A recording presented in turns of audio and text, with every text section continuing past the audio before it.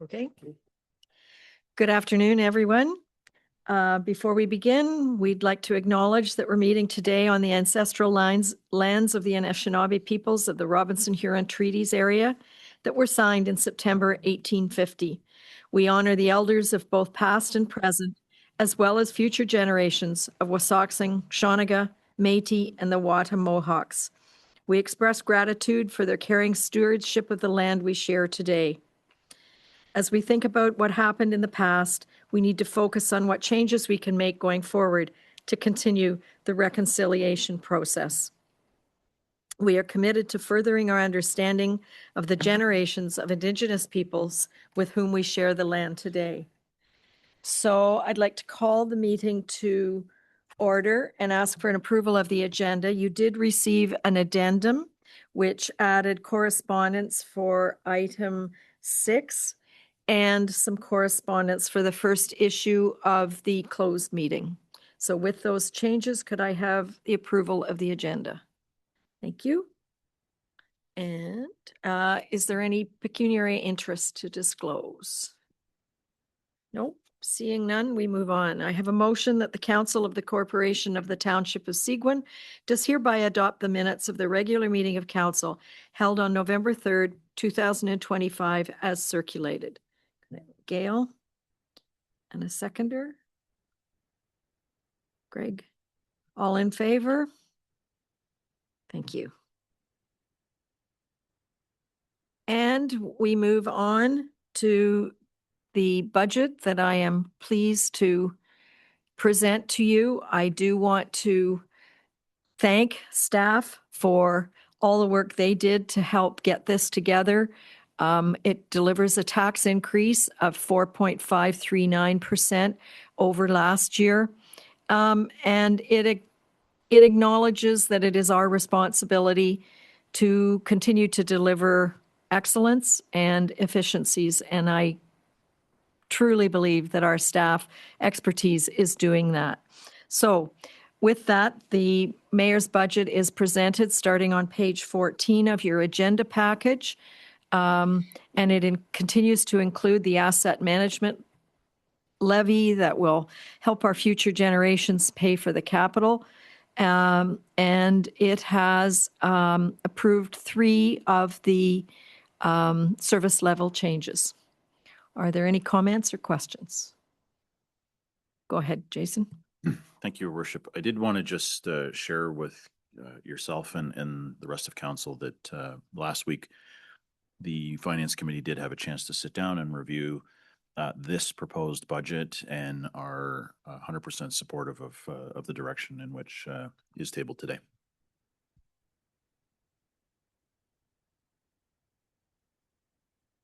So there are no questions. The strong mayor's budget then stands as is, and we go into the, what will I call it, provincial timelines. Councillor Getty, you have comment. Sorry, and I didn't mean to interrupt, Mayor, but if as a council we are in agreement with what is being presented in your budget, is there a format for us to expedite the appeal period so that we can move this forward so that Jason and staff can then start?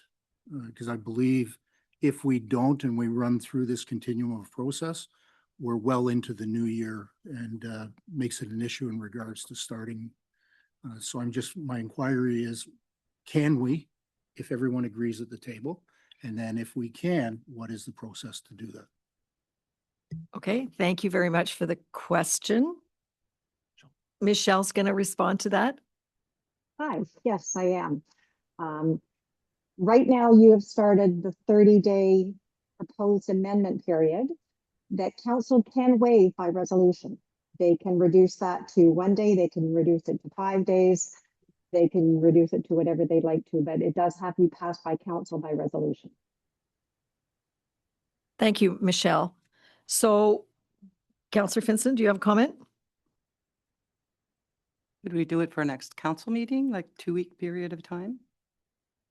I look to the clerk and I think we do have a draft resolution that would do that.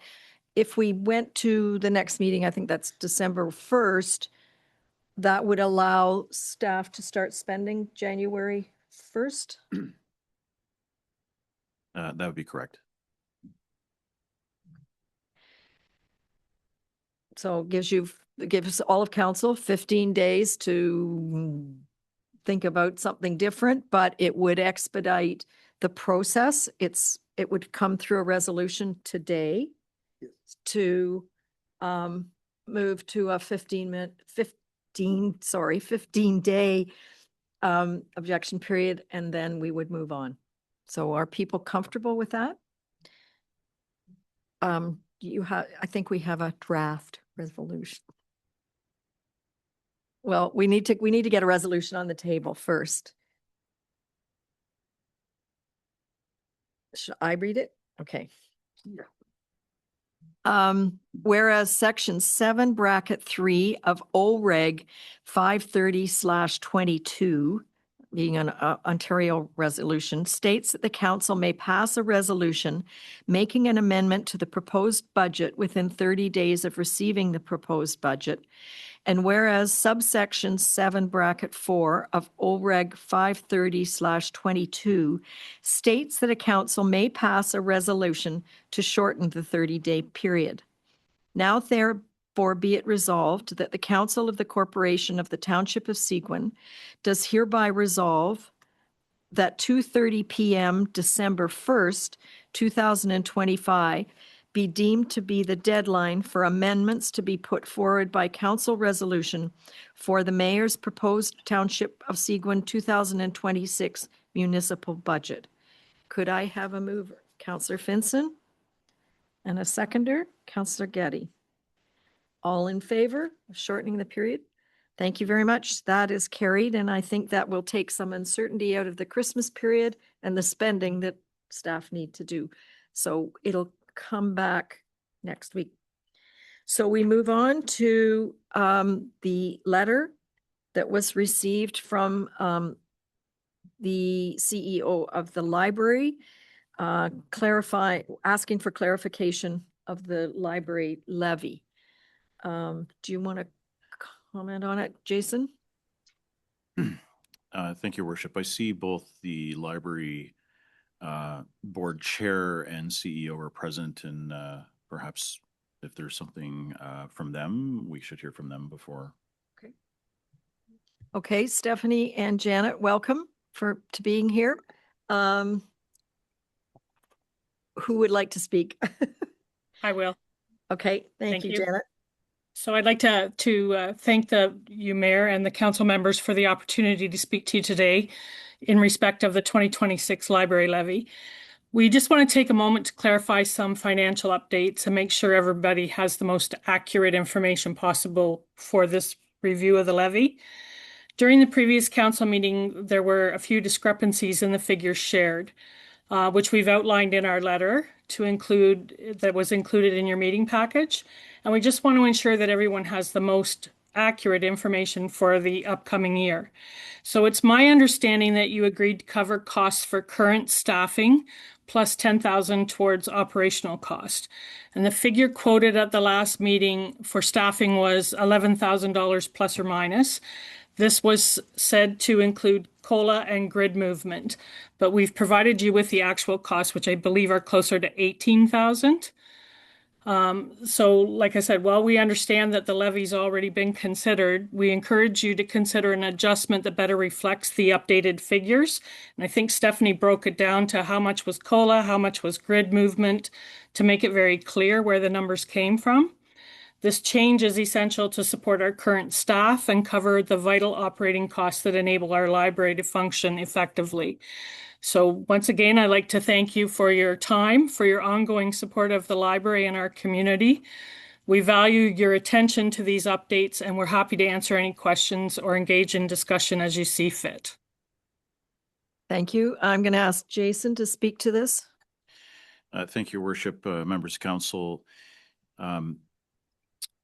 The information provided is something that we'll review in great detail. As with many of the levies, as you're aware, There are estimates in place because we've not received detailed information from a number of the external levies. So there is time for us to have a look at this and it not affect the process in which we're underway now with the budget. There's likely to be an in-year adjustment made once the final levies are tallied up from the external folks, and we can address this component with Michelle and Stephanie and Janet and whoever else to make sure we get this review underway. And but it should not affect the process in which you've initiated today, which the mayor has initiated today with her proposed budget. Anybody have any further questions? Councillor Fellner. So just to be clear, what we're talking about here would remain the same. We're agreeable to covering all the COLAs and grid movements for all the staff. We've agreed to that, right? Is that correct, right? So what a question is maybe what the actual number is. And maybe you should have called Councillor Getty first because he's the library guru here, and then we said 10 for programming. Is that correct? Yeah. So that's going to stay the same. It's just maybe the number that changes somewhat. Is that? And now I'll shut up and then you can talk. I think what the difference is the difference between this 17,980 and 64 cents that is in the letter from Stephanie and the 11,000 and something that was included in our calculations before. So the difference is between 7 and 8,000. And what I think you heard your CAO say is that we will be making adjustments as the various external levies come in. We can treat this as new information from the external levy to make sure that the existing staff costs are covered. And I guess it kind of goes over to Jason and Michelle to make sure that the numbers work, but it was always our intention to pay for existing staff in the library. Councillor Getty. Thank you, Mayor. Well, obviously, anybody that watched the last meeting, I'm the one that am the source of the inaccuracies unintentionally presented. Just for clarification to council, the numbers that were spoken about, the $7,200 was what was contained within what was presented by the library board towards the levy. We as a council presented and agreed to take it to 10,000. The $11,000 figure came from our CFO. So that was the number that was presented. There is a discrepancy between what was provided by the CFO. I will admit it may be that I asked the wrong question of the CFO. So that's where there may be some discrepancy. But the numbers that have been presented verbally by the CFO and by the library board and the CEO of the library, that's where the difference comes. So I think that the fact that the final budget is going over for 2 weeks will allow for the discussion between our CFO and the CEO of the library. If there is a discrepancy above the $21,000, I think that there is no argument that this council is looking to support the library moving forward. But because this is an internal levy, I think if it is more than 21,000, I think it should still come back to this council table for approval. It should not be one that's done, because this is the one levy that we do have, we do set. All the other ones are outside of our control. And I think it's important that we as a council continue to maintain that. I know it may be seen as a small percentage of the budget, but I think it's important for the process to continue. And I apologize to the other members on council. I know that this email came, it appears to be from the board. And I am the council member on the board, but the first I saw of it was the same as you saw of it when it came out in the council package. So that's all I have to say. Thank you. Councillor Finson. Can we do this by next meeting? Can this all be settled and dealt with for the 1st of December? You've certainly, through you, your worship, happy to convene a quick meeting with the CFO and the CEO of the library and make sure that we get it all sorted out and get some advice back to council on next steps. Councillor Getty again. And Mayor, I know this is, and I'm a fan of what has gone on between staff and yourself and council in regards to first preparation of under the strong mayor powers. But I think, and I'm only putting it out as something for consideration for the next budget process, that the library is a separate levy because it is controlled by council, separating it from the uncontrollables, DSAB, the OPP, EMS. And I think that there should be what is under our control, external levy that is under our control, and external levies that are not under our control. Thank you. And to actually build on that, I believe that there are some other levies that we can control, those being things like the Stocky Center, the museum, and those kinds of things. And you'll recall that I had asked our CFO to possibly communicate with those people to say in years going forward, we want to see business plans about how our money is being allocated, because we do have a decision on those ones. So whether Michelle and I do it together or I end up writing a letter to the external levies that we do have control of, whether we give it to them or we give them all of it, I am happy to communicate with those groups now about what we expect in future years so that we are in a position to say, yes, we give you this money or not.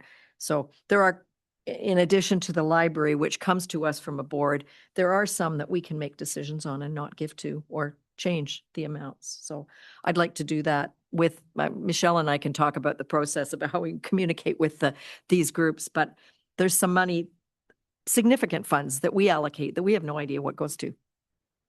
So I'm happy to do that if everybody else is happy to group those ones together. So by the next meeting, which is December 1st, we should have this resolved. Thank you.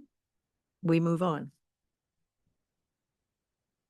I have a motion that the Council of the Corporation of the Township of Seguin does hereby adjourn the regular meeting to hold a public meeting for the following matter, and that's the road allowance stop up and closure of Marina Street. Could I have a mover? Councillor Finson, a seconder, Marion. All in favor of moving into the public meeting?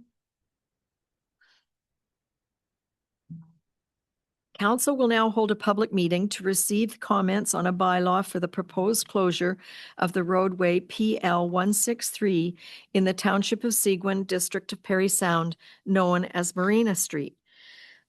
Pursuant to Section 27, Bracket 1 of the Municipal Act, SO 2001, C25, as amended, municipalities are given authority over highways within their jurisdiction. The roadway, which is the subject matter of this bylaw, is within the jurisdiction of the Township of Seguin. Pursuant to Section 24, Bracket 3 of the Public Transportation and Highway Improvement Act, the Ministry of Transportation, Ontario's consent to the closure shall be obtained prior to the registration of the bylaw. I now ask the clerk to state the method by which the notice of the meeting was provided and the dates on which that notice was provided. Notice of the public meeting was provided by posting on the Township of Seguin's website on October 28th, 2025. Notice was also posted in the area of Marina Street. Notice was therefore considered provided in accordance with requirements of the Township of Seguin notice bylaw. Township of Seguin Director of Planning Taylor Elgie will now provide information on the proposed closure of Marina Street. Thank you. This is a proposal to stop up and close Marina Street.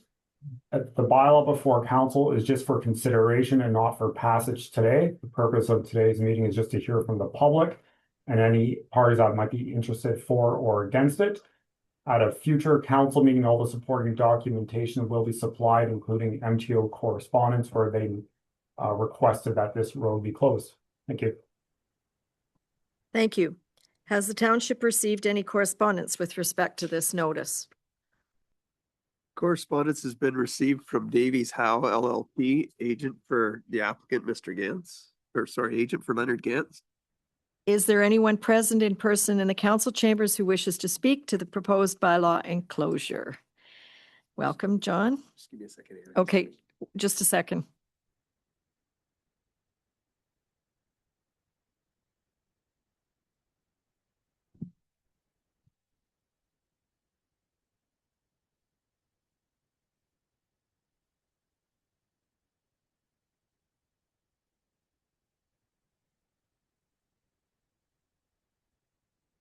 The pin map, please.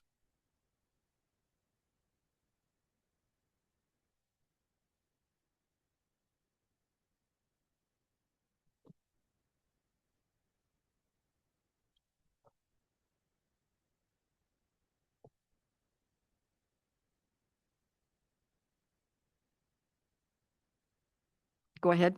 Thank you, Your Worship, members of council, staff. I am representing the property owner, Mr. Leonard Gantz, as his planner and to some extent agent. We are here to oppose the closure of Marina Street at this time. And I thought what I would do is offer some background context to those that aren't so familiar. I know the mayor is quite familiar with the property, as would the ward councillor, Ms. Vincent. Mr. Gantz owns a fairly strategic property in the village of Rosso. He actually owns the two parcels that are shown in heavy shading. The proposed closure of Marina Street is that area shown in yellow, outlined by red. There is a third parcel that Mr. Gantz has ownership of, which is at the lower right above the word sound in Perry Sound Road with a P on it. That was a former hotel in Rosso, which is long gone by fire many years ago, but it's a vacant piece of flat land that will perhaps have some importance in the future in the village as the settlement area develops. The subject land consists of the larger shaded area, which is sandwiched between the general store and the marina to the south. The access road that's proposed to be closed, Marina Street, is shown more correctly here than it is in Taylor's report, simply because Taylor's not shown the full extent of the actual public road. And the public road, which is a peculiar public road that's existed since Rosso was first incorporated, is about, I'm going to say 9 meters wide or 30 feet compared to a normal road that's normally 20 meters or 66 feet. And actually the road is accessing the shore road allowance, which remains open between Mr. Gantz's larger parcel, and he also has ownership of a patented water lot beyond the shore road allowance, which is the smaller trapezoid shown in the pin mapping. And I think that kind of sets the stage. I think if I'll show more accurately where the differences between the extent of the road occurs in the staff report and the actual surveys of the property, in a later slide. But if I could go, if I could ask the clerk to go to the overhead shot of the property, Madam Mayor, it will be helpful to describe the circumstances somewhat clearly. This was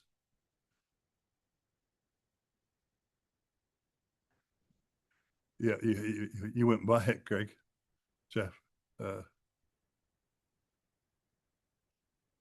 There we go. Um,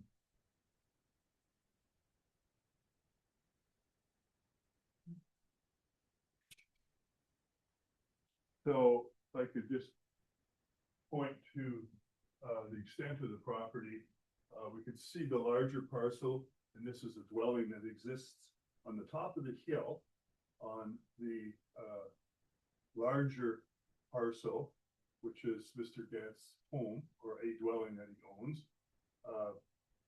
This is a boathouse and dock that's in front of the unpatented shoreline. And the patented shoreline is in this location. I'm not sure how well you can see it, but there are remnants of old cribs and piers that were part of a commercial wharf that we believe existed there back in the early 60s. And of course, you can see the general store at the top left and the marina. And the subject road that is before council this meeting today is shown coming along across the top of the parking lot of the marina. And the important part of our reasons for council to resist the stopping up in no longer designated public road use of Marina Street is it functions in three important ways. It obviously is the only access to come into the shore road allowance, which remains open to get to Mr. Gantz's patented water lot, which I'm working with staff to try and get a permit to put a replacement dock there. And also, there's no way to get at least drive into his existing boathouse and dock. The difference in elevation, you can see the rock face here. That's about 7 meters higher than it is along the shoreline. There's a little flat area here where that rock formation comes down, kind of creates a natural barrier between shore road allowance and the neighbors to the north. So it's this road allowance that is of concern to my client because he would actually be cut off from practically getting to his boathouse in an easy way in terms of looking after and maintaining it, but it would cut off the access to the patented water lot that is further along on it's called Water Street throughout the village. The 66-foot shore road allowance is at least. So there's a third important element to the concern.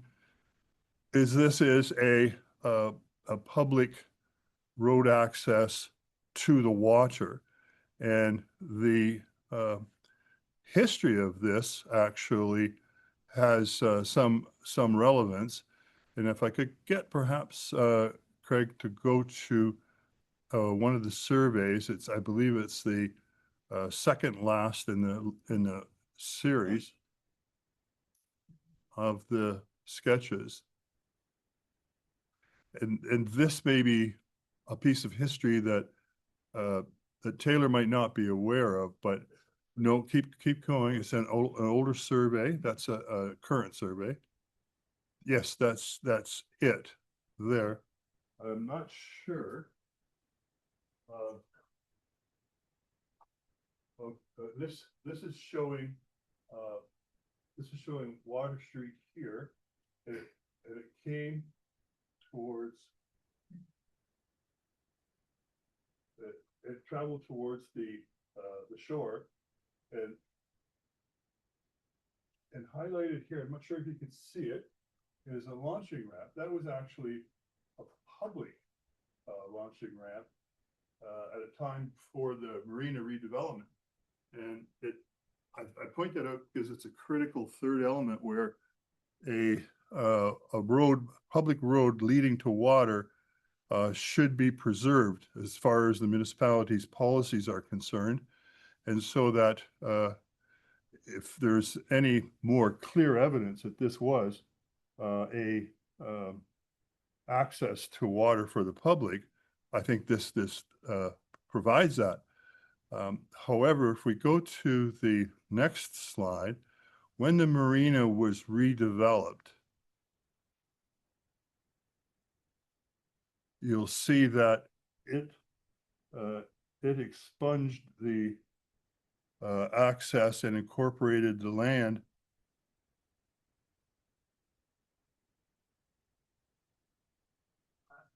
Yeah, you had it up there. So that you can see that, well, this is another piece of evidence that shows that that's it, right? And I believe in Taylor's report, it shows that the Marina Street stops at this location. In fact, when the marina redeveloped and the shore road allowance was closed to accommodate that, the road hooked to the north around the former public boat ramp. So his notice should have actually gone right to this extent here, which is I'm sure just a clarification needed to make.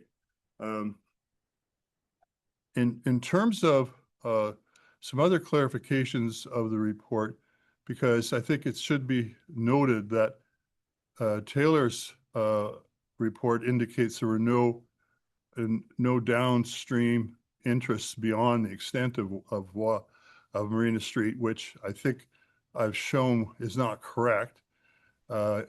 He also mentions that the MTO was supporting, if not encouraging, the closure of Marina Street.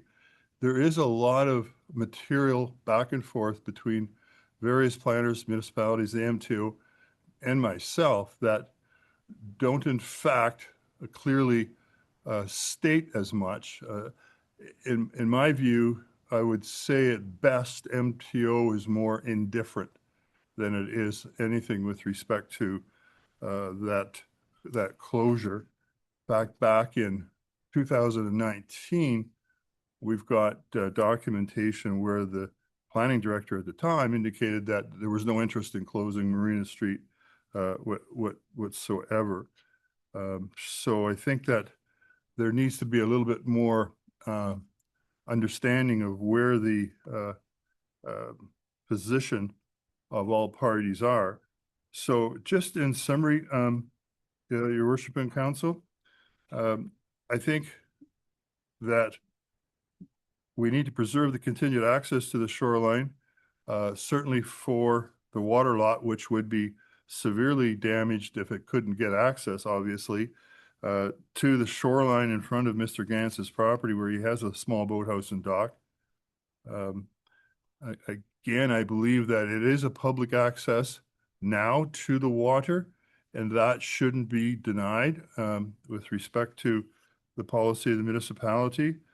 I mean, we know that there's need for long-term planning, both private and public, for the Rosso waterfront vision to be preserved. And that, I think, is an important element for that vision.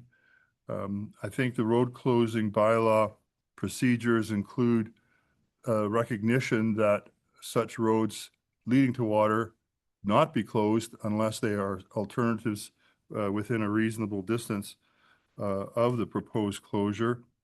I think that I've looked at the official plan. There are a couple of policies in the official plan that don't support the closure of the shore allowance. Those are found both in the settlement area and section E of the municipality's official plan. I think the critical part of all of this is the bigger context of the village being a major settlement area in the Township of Seguin, and you want to preserve sort of a very strategic prime property where there are very few that have a great deal of potential to enhance the village over the long term. I think that it would be in the best interest at this time not to close Marina Street. My client would like to work with the municipality and perhaps with the marina operator, if they did want to close it, they would somehow like to work out an arrangement where they were both going to cooperate in its use, because after the public use is gone now, it perhaps is something that more appropriately would be considered to be closed, and negotiated with the marina and Mr. Gantz to a long-term solution towards both their interests and the community interests. So with that submission, Your Worship and Council, we would support not passing this bylaw and be happy to answer any questions. Thank you very much. Does council have any questions? I don't think so at this time, so it'll be considered at a future meeting. Thank you. Thank you. Thank you. Council will now close the public meeting and return to the regular meeting. I have a motion that the public meeting held for the following matters is hereby closed and the regular meeting is hereby reconvened. I have a mover. Mario. Seconder, Ken. All in favor? Thank you. You want me to explain this one? Make sure you Sure.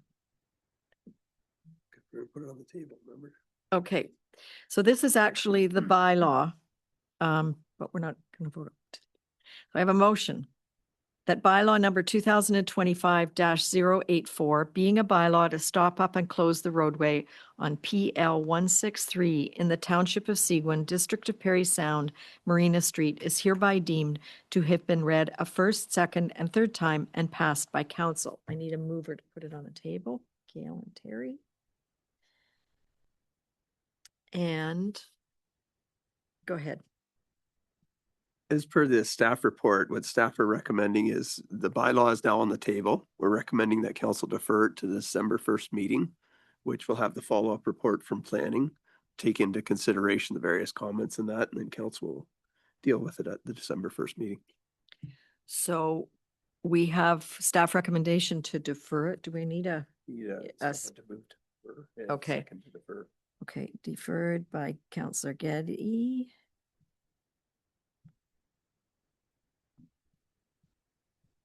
And a seconder, Ted, okay. The vote on deferral. All in favor of deferring?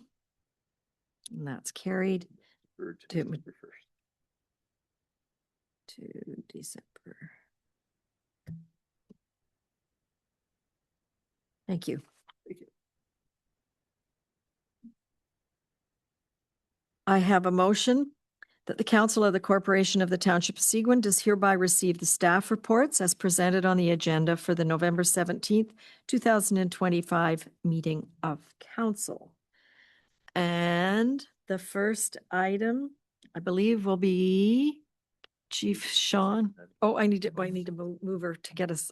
Thank you. Sorry, Mario and Ken. All in favor of staff reports? Thank you.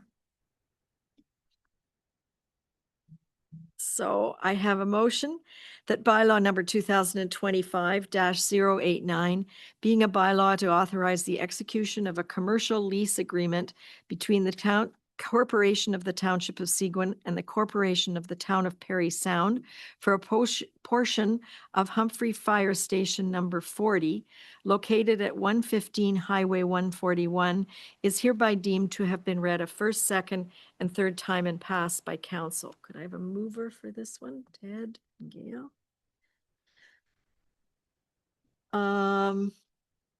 Sean, over to you to explain it.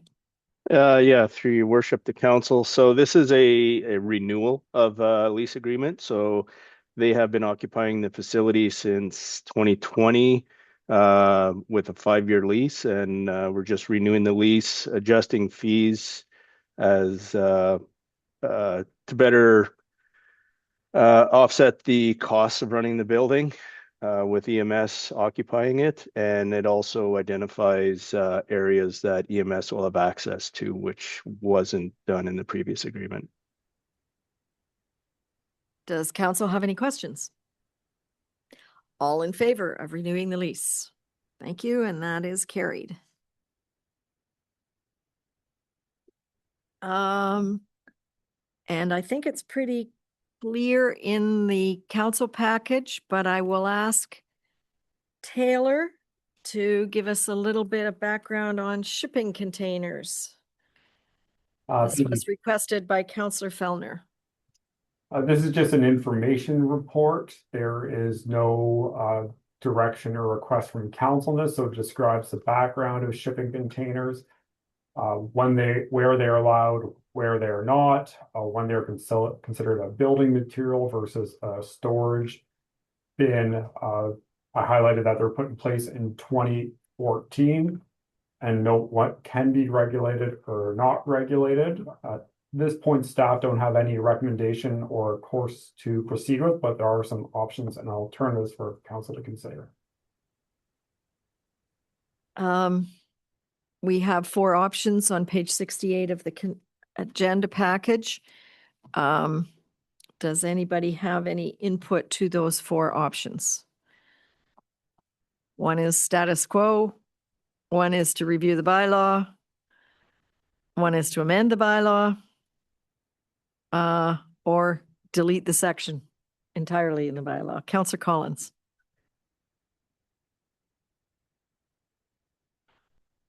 Yes, thank you, Mayor. I'm looking at the rules and regulations right now that Seguin has to, I guess, to remove or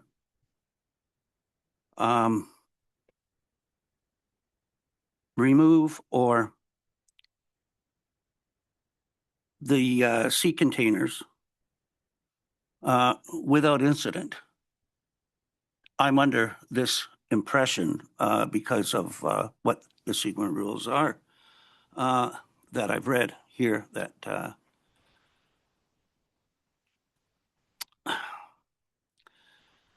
this is being put into place, I think, because of 3 complaints that has risen over the last 2 or 3 years.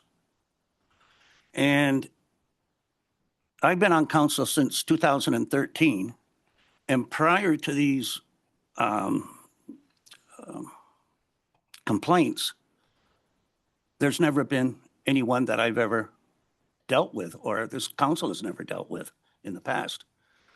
So, so I would like a little bit more information, if that's okay, Taylor, about the nature of the complaints.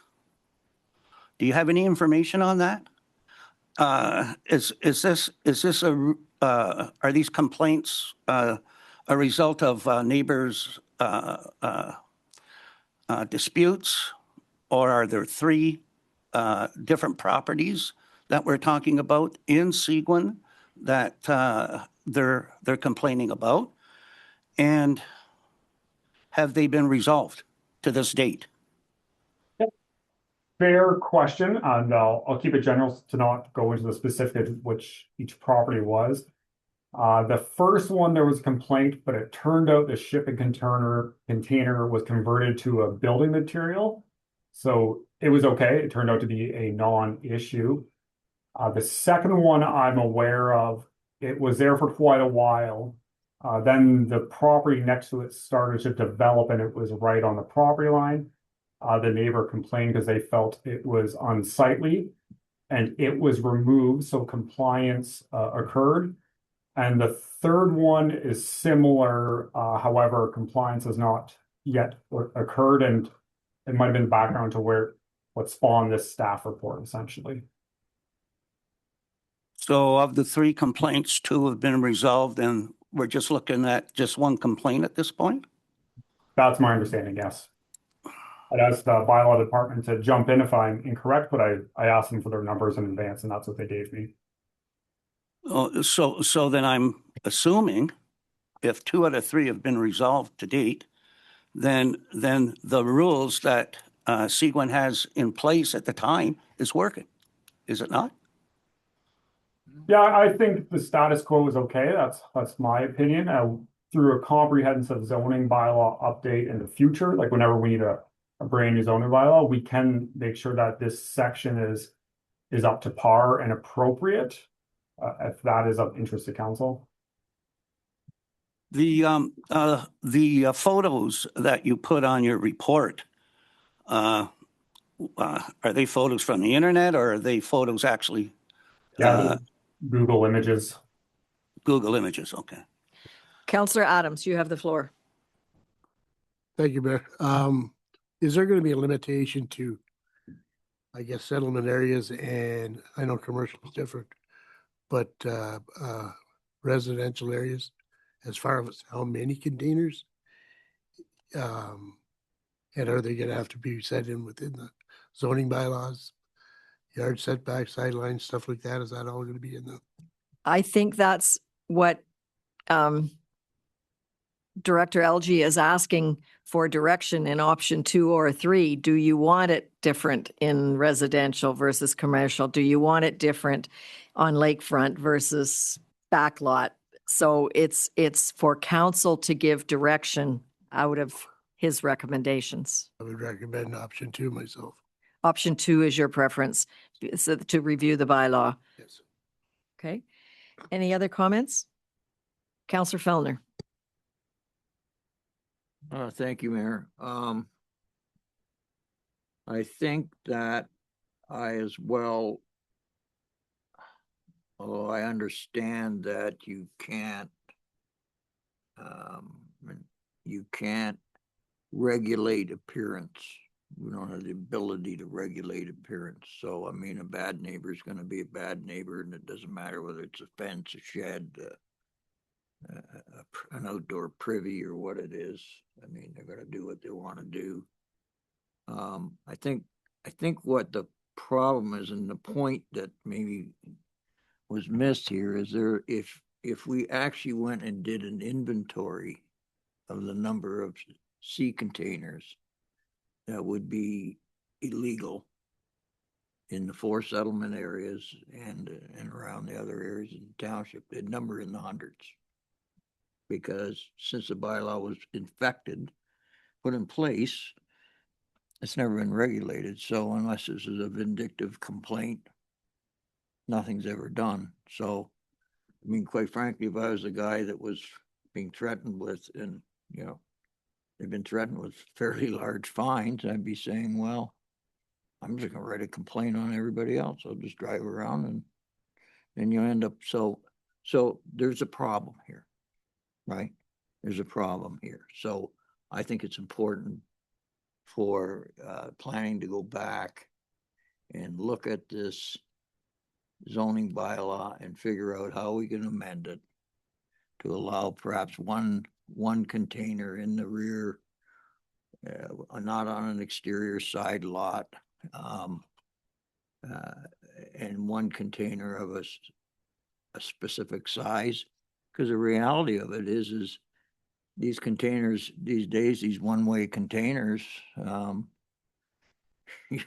you can't buy anything that's rodent proof and animal proof and weather tight.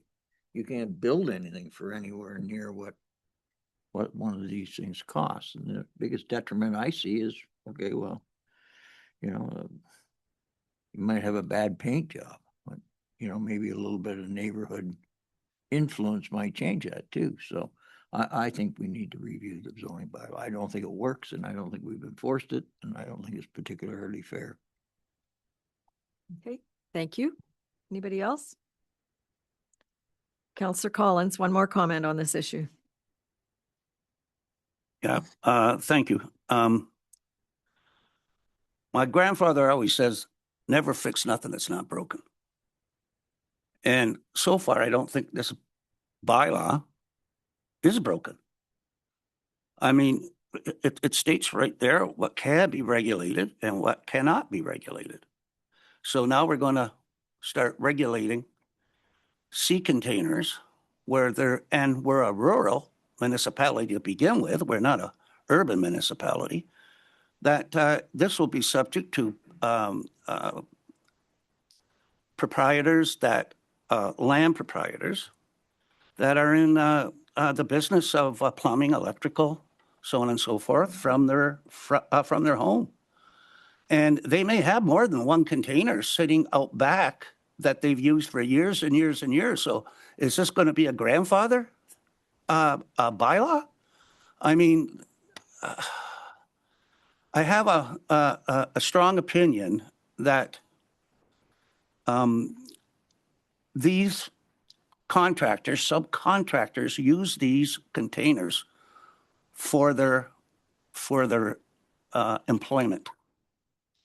That pays the bills, that pays their property taxes, and that's their lifestyle. And to put a number, I think is ridiculous. What are we going to do? 2, 3, 1? If it's 1 and they've got 3, what? They have to get rid of the other 2? Do they have to build a garage maybe that they can't afford? I don't know. I think we should leave well enough alone at this point. And I would be looking at option 1, maintaining the status quo. Thank you. Councillor Bazinski. Well, I think simply we don't want to complicate anything more than we have to. And if you have something on the books, you're supposed to enforce it. If you don't enforce the bylaws, then why have them? I'm aware on a waterfront residential lot where there are 2 containers. I had to look twice to see them because they're not painted in an objectionable color. I think the big part is, if you get something that's painted red or yellow or whatever that stands out, that can bug people. But where these containers are set, they're not objectionable. They're for residential purposes. I don't know. Somebody's got a lot of stuff that they're storing in there, or, it sounds like a great place to put a woodshed, but whatever. I think we should just leave it alone and just keep the status quo. Thank you. Councillor Fellner. But both of you realize that currently they're illegal. Any of your contractors that live in the settlement area that have got sea containers on their property, they're illegal. Any cottages that are using on their back lots, they're all illegal.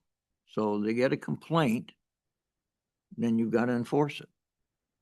Right? This is what happened here. They're trying to enforce one guy out of 200 people, and he's objecting. He said, "Why are you picking on me?" Is he near at work? No. Well, why did he work for him? Well, I don't know. but he's in the township, Ted. Okay, Councillor Finson has the floor.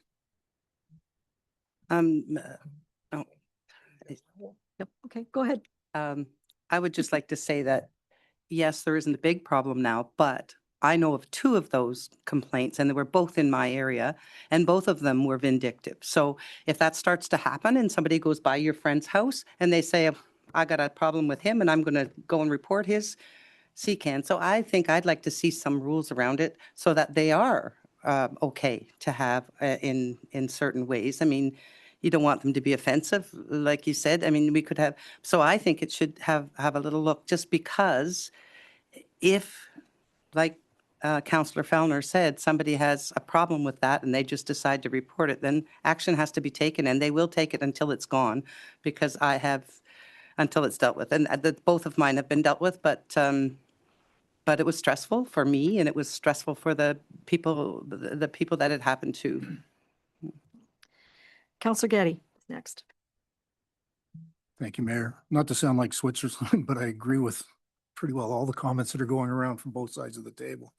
The issue with CCANs is in reality is probably the biggest reason why the provincial government changed the building code to allow for 160 square foot sheds.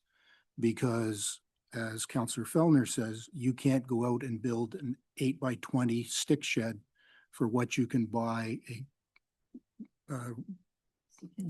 a sealed CCAN for. So the reality is they are here. I personally don't agree with over-regulation of everything. I'd like to keep it very simple. It is part of, for a lot of our contractors, it is the feasible part of running their business.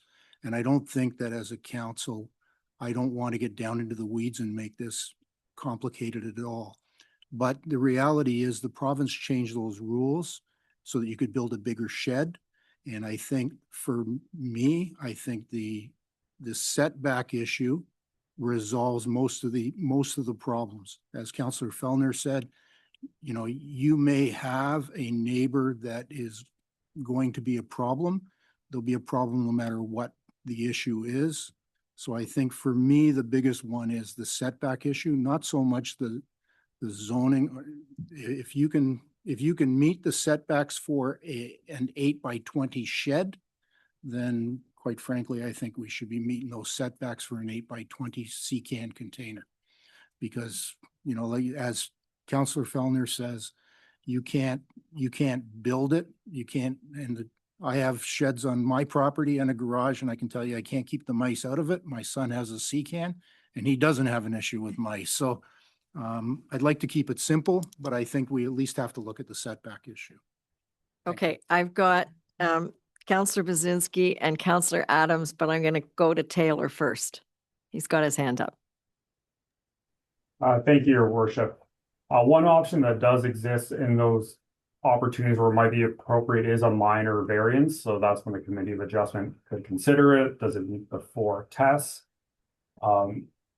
And I think what I'm kind of hearing from council is this could be the type of thing that we explore as part of the comprehensive zoning bylaw update option 2. So that if that is the case, we're not ignoring it. It's just recognizing that it needs a second, more holistic review.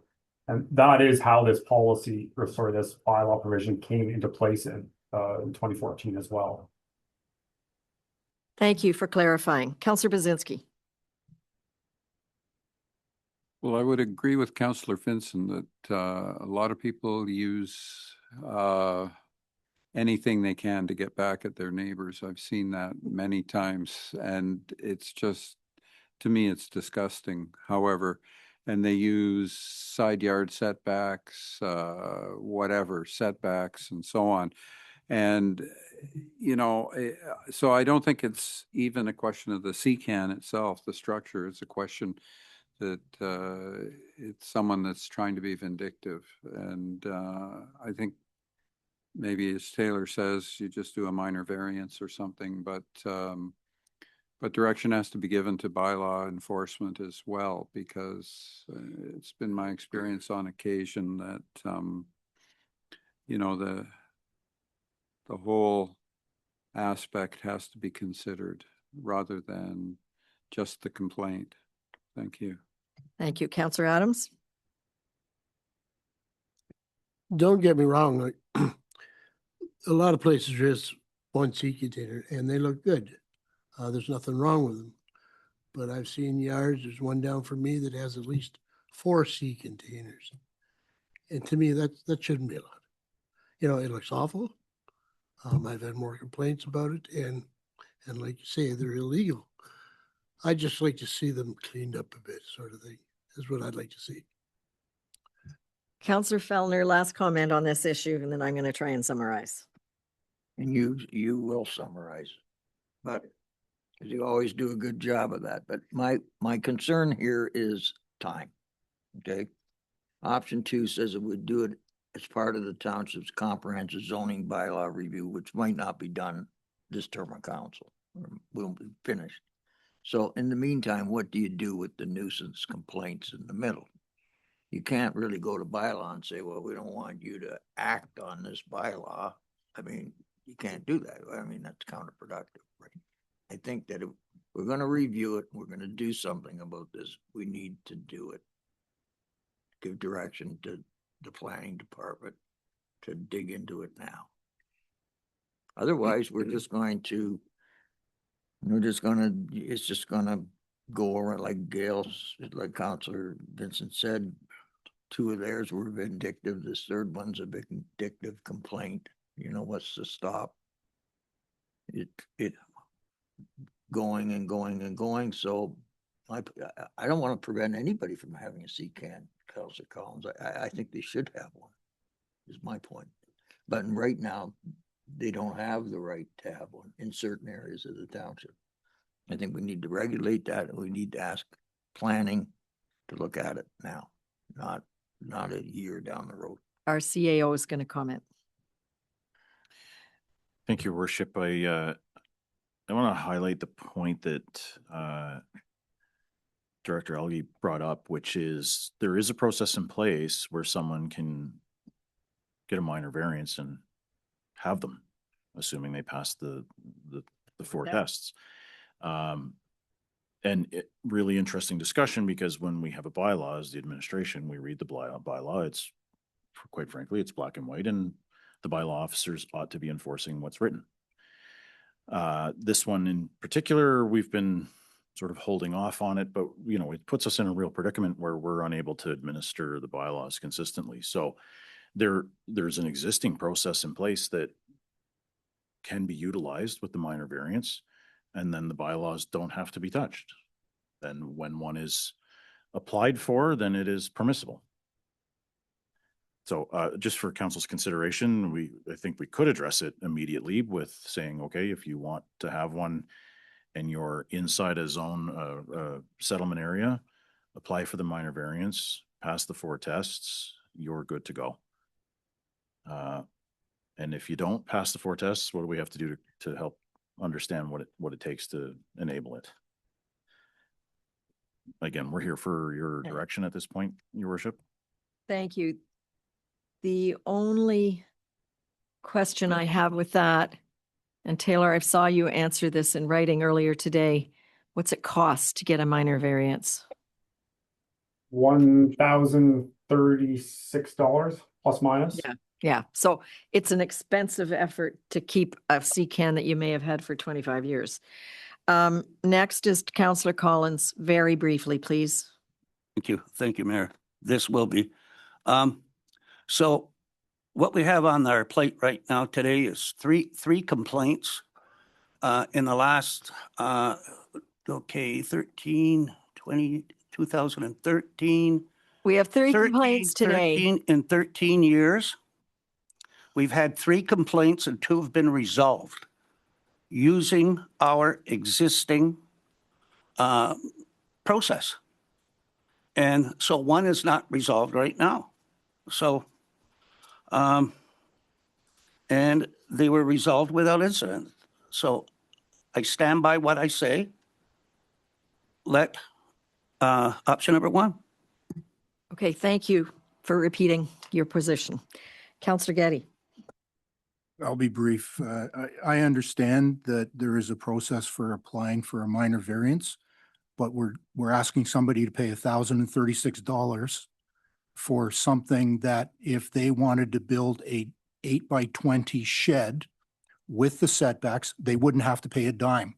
And people are using these as sheds, and I don't agree with if they're in compliance. That's why I say the setback issue, I think, resolves most of it, because I think it's unfair to ask people to pay $1,036 for a minor variance for what is a steel shed.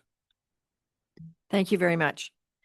I've heard lots of opinions, but most of all, what I've heard is that we haven't been enforcing the rules we have now, and we probably couldn't on the people that have your 4 CCANs down the street from you.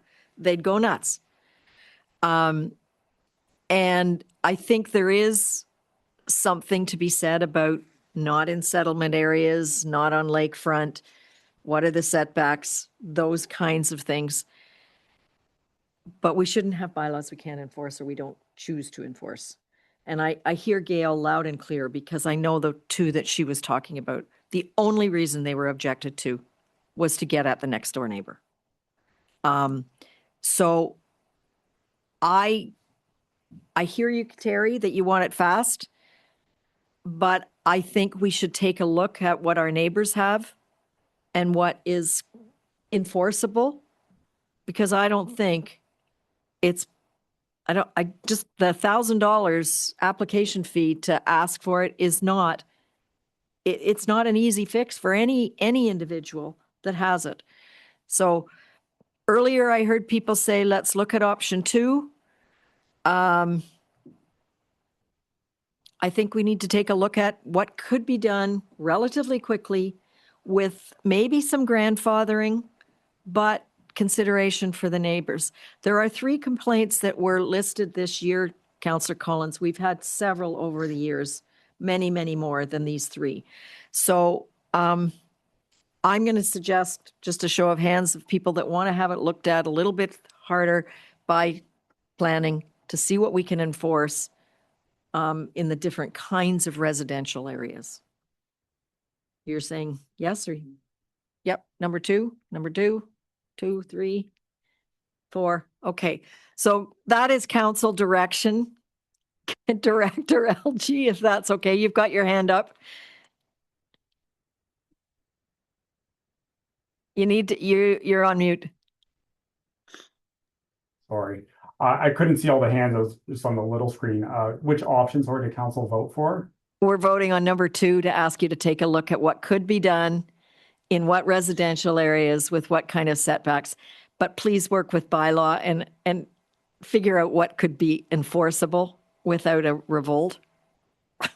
Just to clarify, option But 2. as quickly as possible. Yeah. Just want to make sure that option 2 is as part of the comprehensive zoning bylaw review.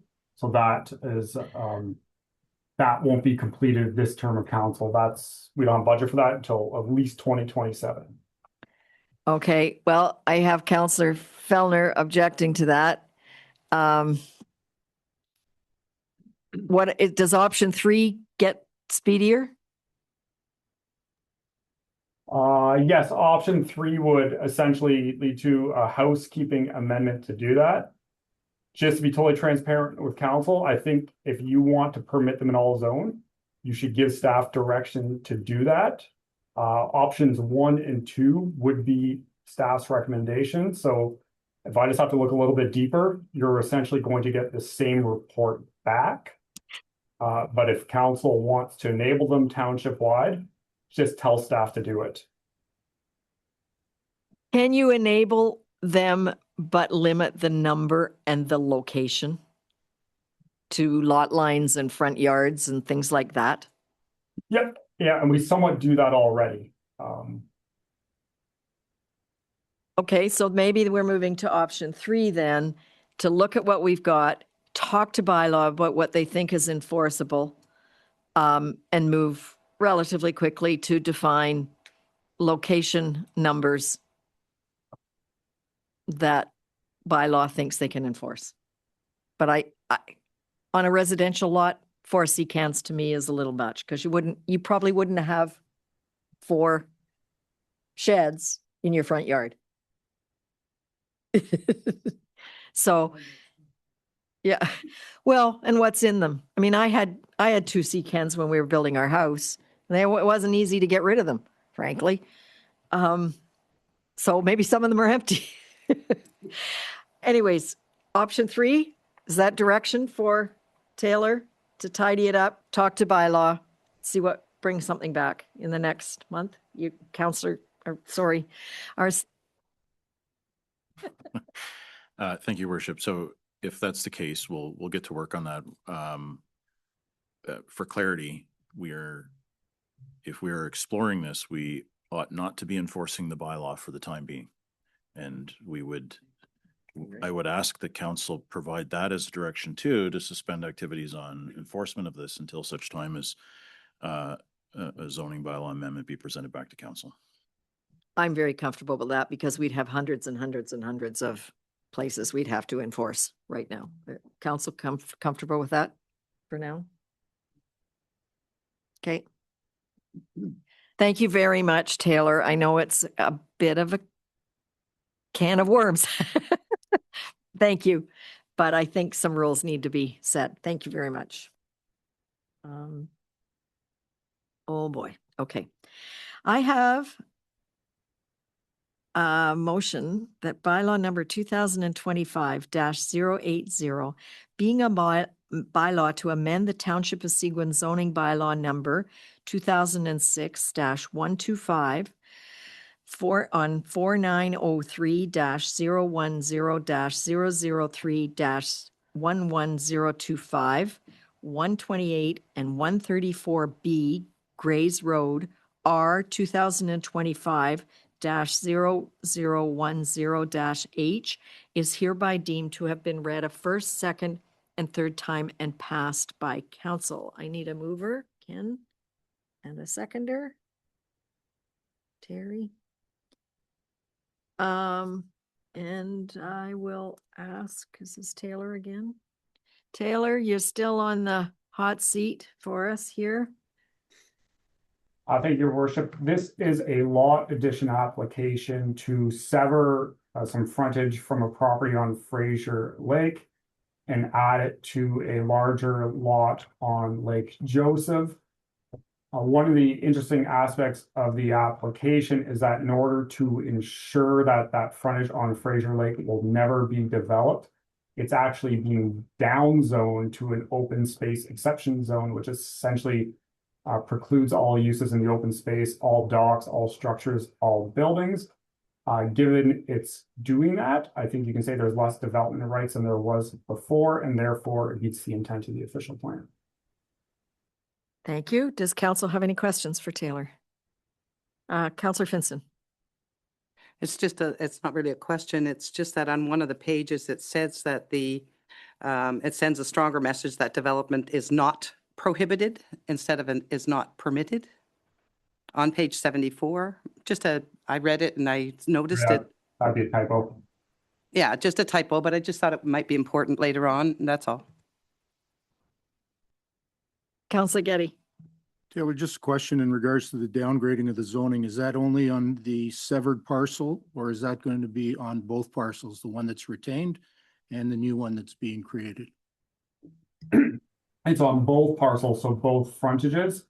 If you go to page 87 of the agenda, you'll see it's on the entire frontage for that backlot portion for onto Fraser Lake.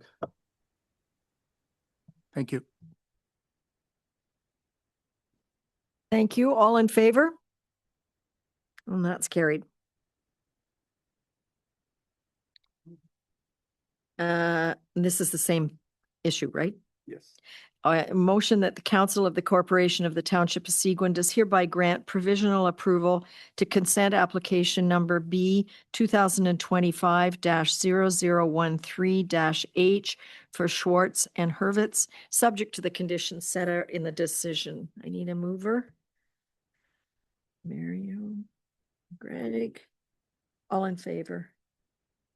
Thank you. That's carried. Oh goodness, this is a biggie. And I have a motion that bylaw number 2025-090, being a bylaw to authorize the execution of an eligible community depot operations agreement between Circular Materials Ontario and the Corporation of the Township of Seguin is hereby deemed to have been read a first, second, and third time and passed by council. I need a mover, Sir Finson, and a seconder, please, Terry. And I'm going to ask Tom to explain this one. Thank you, Your Worship. So I've had this on my plate here for a couple months now. There was a lot of uncovering I had to do to figure out what's going on. So this is, I guess I'll start off by, this is totally separate from the operational review. This has to do strictly with the recycling, and it's going to be province-wide. Starting January 1st. And this is just our piece of the pie, essentially. So everything's going to producer responsibility, your Amazons, your Walmarts, the ones that produce material. They're responsible to get all that material back, essentially. The new program is not to affect any residents. It's supposed to be status quo and or better. I'm going to give it a few months. I'm happy to report back in the new year to see if to see how the progress is going. And on top of this, we are receiving just over $8,000 a month with that, and a one-time fee of almost $100,000 for our age compactors. Staff hemmed and hawed on what we should do with them, and we felt that selling them was our best bet, just because they're on the back half of their life. If there's any financial stuff, I know Michelle is on the call as well. Happy to answer any questions. Does staff, Michelle, do you want to add anything? This is something that we did refer to a bit when we were bringing the staff budget forward, why there was no recycling costs in the budget anymore, because that was now going to be borne by the producers. Yeah, and I think the verdict will be interesting to see whether it works for the province. It's so complicated. We give it a few months and see, but right now it's cash positive for us. Now, if we sell all our compactors and they break on day 2, who fixes them? Them or us? They're responsible. Yeah. There's no guarantee going with our compactors. They are as is, where is. Okay. So it's a good news story for us. We'll see how it works for all of Ontario. All in favor? Thank you. That is passed. It's been talked about for years. And Michelle, you're still there. Can you give us a bit of a financial update? Yes, this is our financial update to November 4th. It's looking a little bit better because we were just notified that the WSIB is doing another $2 billion distribution of surplus. So we've received another $87,000 this fall. So all the details are here, and I'm happy to answer any questions that council may have. Just a question. As an ex-WS employee, do they tell you where they get this money? Does it mean they're not paying out injured workers? I have no idea. It just suddenly pops up in our account. Okay. Because when I was there, they had huge unfunded liability. So something's changed. We were surprised. So. Okay. Councillor Collins. Thank you, Mayor. Michelle, in your tax arrears,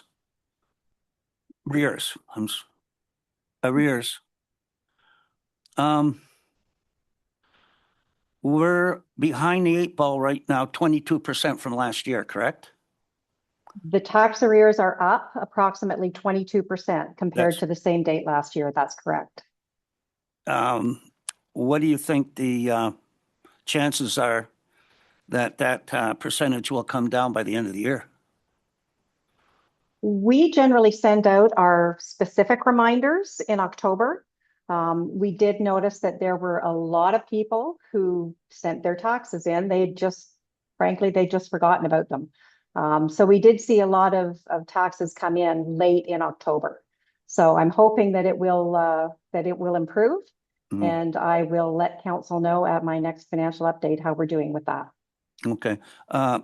Just going back to 2024, at the end of the year, what percentage were we in tax arrears, would you say? Oh, then the number that comes to mind is about 1.2 million is where we were in total tax arrears. So. All right, thank you.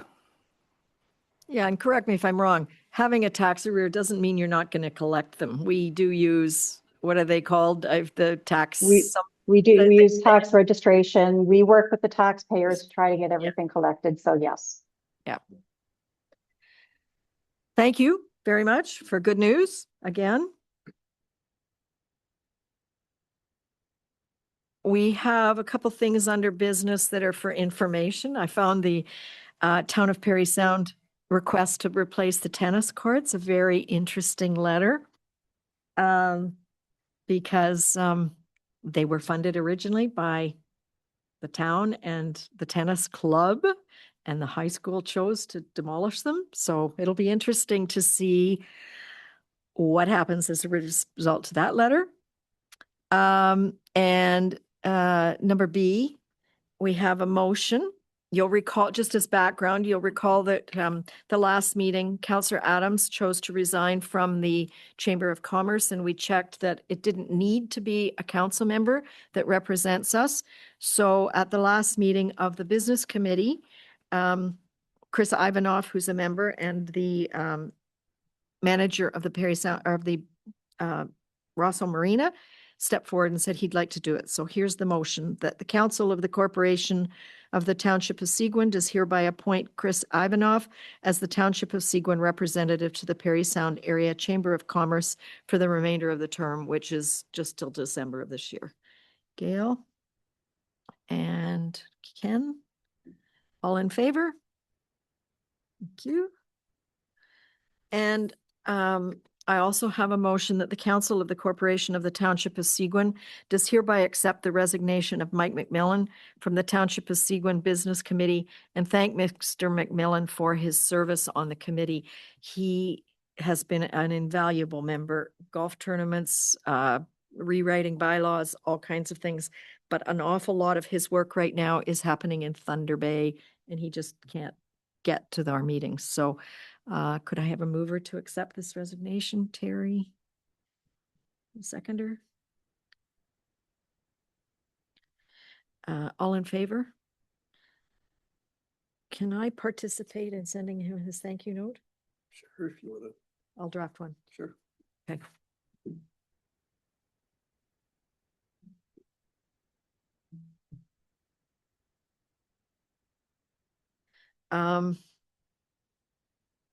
And then the last piece on page 181 is the letter that went to the Minister of Education and to Graydon and the Premier from all the mayors. The one you've got in your package doesn't have everybody's signature on it, but by the time it went on Thursday, it did have all 7 municipalities.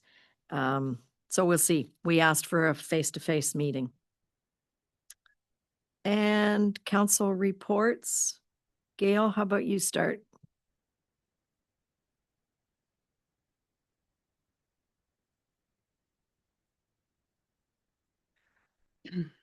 On November the 5th, I had a Rosso Caring Community Committee meeting. We planned our Christmas event and our November Lunch and Learn.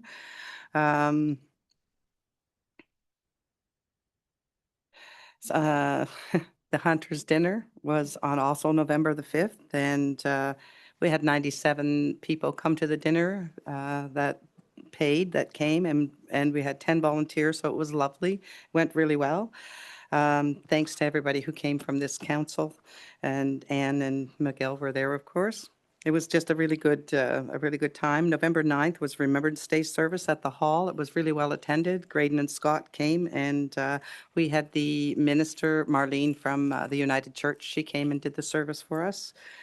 On November the 12th, I met with the new administrator of Belvedere Heights, Tabby. We went for tea at Belvedere Heights in the I forget which room it was, but it faces the water and it's quite lovely. And I got to see the renovations, and they look really, really nice. And they have, his name is John, who's kind of heading it up. But really great job. Everything is on time. Everything is on schedule. It's pretty amazing. Also, November the 12th, we had a Zoom meeting for the turkey dinner. So that is well underway, I think. Okay. It's overwhelming a little. And then on November the 13th, I had a DSAP meeting. They seem to be doing really good things over there. And yeah, they just do a great job. And that's all I have. Thank you. Councillor Collins? Thank you, Mayor. I also attended the Hunter's Dinner in Rosso, and I had the DSAB meeting this week as well. And I have a District of Perry South Municipal Association meeting next week. So I'll have some information on that pertaining to our spring meeting. Councillor Fellner? Thank you, Mayor. Since the last meeting, our monthly meeting for the Tamarack North Center was postponed until next week. So we didn't have we have not had our monthly November meeting yet. We did have a Zoom call, about the turkey dinner. Things are moving along. We've gotten quite a bit of response from, people wanting to volunteer and people who wanted to donate. So, but we'll always take more help. And Councillor Vincent is looking after volunteers. So anybody wants to volunteer, please get a hold of Gail and tell her what you're good at, and we'll put you to work somehow. So that's and I have a rec committee meeting this week. So we'll have more to report next meeting. Councillor Getty. Thank you, Mayor. I also went to the Hunters Dinner. Thanks to Gail and the organizing committee. It was excellent.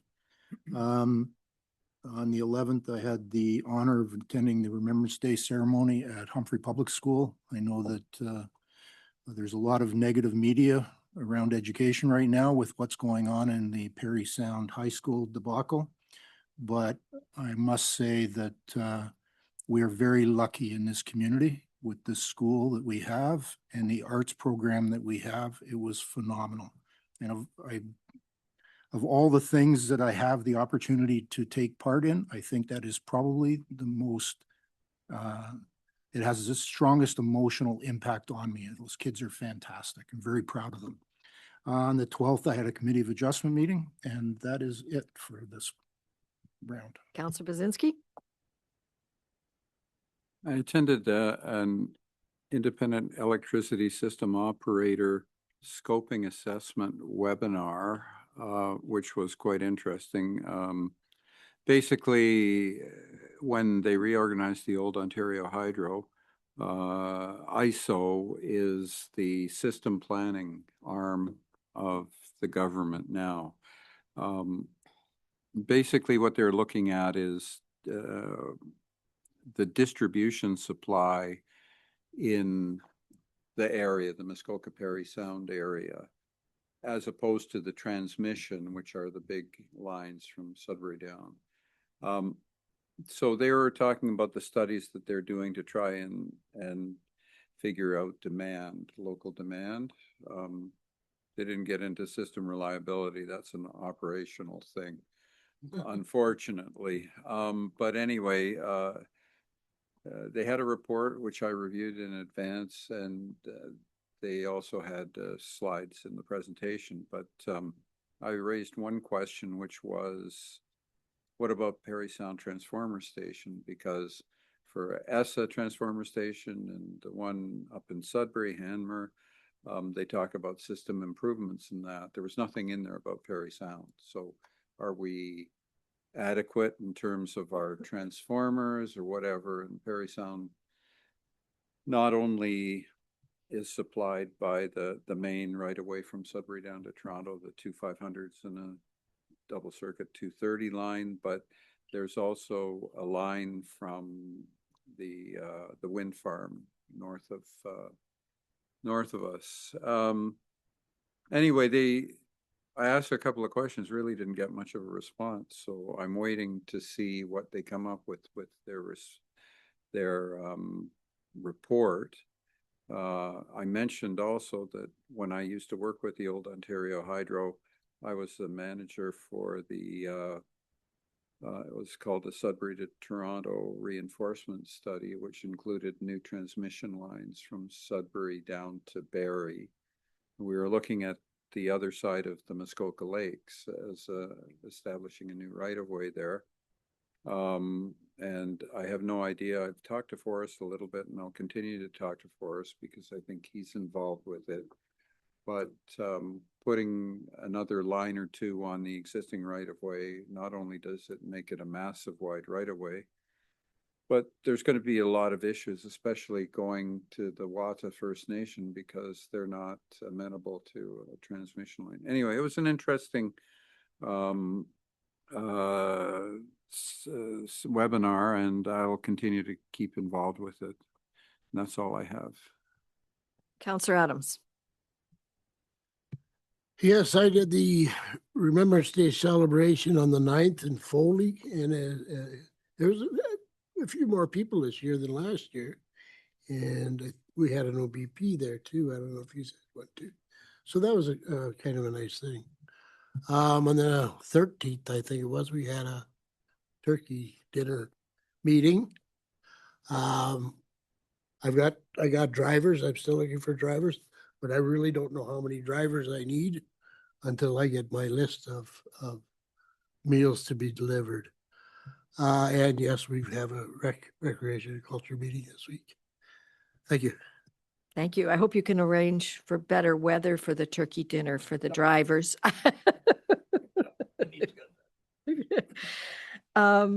So I was at the Hunter's dinner and it was a resounding success, and all kinds of people, all ages, all shapes and sizes, and was great. That same day was the round table to discuss the education in the area. It was incredibly well attended by teachers, union representatives, parents. All 7 municipalities were represented by mayors or the deputy mayors. And that's what resulted in the letter that you have in your agenda package. So I hope we get some action. I did get a letter today that the parents have sent out. I think it'll be posted on Facebook, asking the same questions again. Because that doesn't look like the high school is going to be finished this calendar year or this education year at all. November 6th, we had a business committee meeting. The 7th, I attended the Safe Quiet Lakes webinar to release their 4th lake study. They are now well recognized by the U.S. Congress, by everybody, as the voice of freshwater lake recreational activity. They're the only group that's continually doing surveys, and they're on their 4th survey now with statistics. I urge you to go to the Safe Quiet Lake website and see what the issues are. They won't surprise anybody. They're wakes, speed, sea-doos, idiots to a certain extent, but the use of human-powered vessels, that being kayaks, canoes, and stand-up paddleboards, is increasing exponentially everywhere, not just here. So maybe there's some good news there. I attended the Rosso Remembrance Service on the Sunday on the 9th, and then the Orville one on the 11th. And on the 12th, I was invited by Dominique and Valerie to kick off their consultation with the Humphrey Elementary School kids on the Parks and Rec survey. And I think there were 60 of them came over. They had desks set up and everything. It was really something to ask them what they would like in parks and recreation. And they had a lot of input. And that's all I've attended. There is an important meeting tonight about our snowmobile trails that Jason and Terry are going to, and maybe you. So over to you. Thank you, Worship. As you just noted, last Monday, staff here at the Township welcomed students from grades 6, 7, and 8 from the Humphrey School to participate in the youth consultation portion of the Township's Park, Recreation, and Culture Master Plan Public Engagement Initiative. A draft of that plan will be shared in early 2026. The Georgian Bay Biosphere's 2025 Kitchen to Compost project results are in. The goal of the program was to make composting more accessible and to foster lasting waste reduction habits for participants. 80% of participants reported a decrease in household waste, with an estimated 1,560 kilograms of waste diverted from the landfill as a result of the project. Feel free to visit seguin.ca/waste for more information about waste diversion within the township. Our community-wide food drive in support of Harvest Share has officially launched. Our goal is to surpass our 2024 contribution of 274 pounds of non-perishable food. Donation bins are now out at the municipal office, and will be at our community centers in the coming days. 'Tis the season for holiday events to get kicked off, several on the way, including the Seguin Kids Christmas Party hosted by the Recreation and Culture Committee. That's coming up on Saturday, November 29th. The annual Seguin Township Free Turkey Dinner will be on Saturday, December 6th at the Orville Community Center. RSVPs are required for both. And our annual Seguin Santa Skate will be held on Sunday, December 14th at the Humphrey Community Center. As always, you can watch our social media and website for details about these and any other future events. Thank you, Worship. Thank you. Do we receive board and committee minutes? Oh, right. I have a motion that the Council of the Corporation of the Township of Seguin does hereby receive the board and committee minutes and agendas and the correspondence as presented on the agenda and the addendum for the November 17th, 2025 meeting of council. I need a mover, Ken and Mario. All in favor? Thank you. And I have a motion that the Council of the Corporation of the Township of Seguin does hereby proceed to a closed meeting at 4:05 p.m. in order to address matters pertaining to a position plan, procedure, criteria, or instruction to be applied to any negotiations, and that relates to the ministerial zoning order lands, and a proposed pending acquisition or disposition of land. And that is an update on the potential acquisition or disposition of land. I need a mover to go into close. Terry and Gail.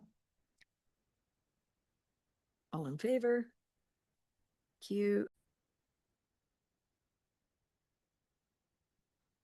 I have a motion that the Council of the Corporation of the Township of Seguin does hereby rise from the closed session and declare the regular meeting reconvened at 4:51 p.m. Could I have a mover? Gail? Seconder, Ted? All in favor? And I have a motion that bylaw number 2025-087, being a bylaw to confirm the proceedings of meetings of council, is hereby deemed to have been read first, second, and third time and passed by council. Mario and Ken. All in favor? And I have a motion that the Council of the Corporation of the Township of Seguin does hereby adjourn this meeting of council at 4:52 p.m. Oops. To meet again on Monday, December 1st, 2025, or at the call of the mayor. Terry, okay. And Ken, all in favor? Thank you.